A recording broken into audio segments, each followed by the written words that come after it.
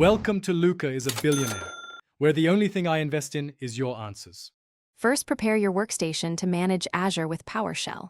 Install the As Powershell module using install module name as scope current user.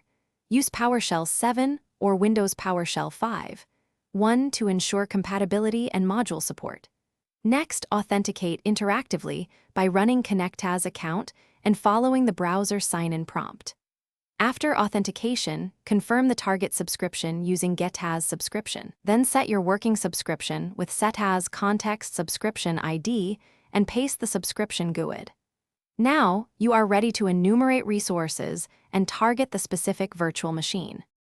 Locate the virtual machine and its public IP address with GetAz public IP address resource group name, RG name, pip name, and select IP address.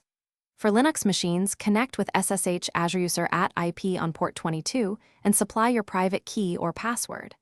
For Windows machines, open RDP using msdsc/v IP 3389 and enter your username and password. If the machine has no public IP, use Azure Bastion or run Invocaz VM run command to execute scripts remotely. If the VM is stopped, start it first with startaz VM resource group name RG name. When access fails, verify network security rules and NSG settings for the VM subnet and interface. Run getaz network security group name NSG name resource group name RG and inspect security rules for allowed ports and source IP ranges.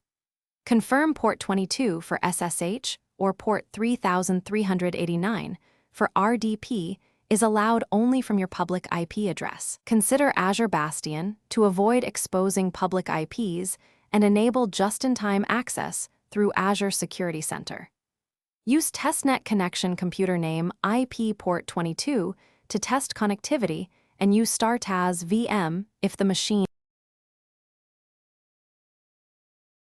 Thanks for watching and please subscribe. It's the best investment you'll ever make.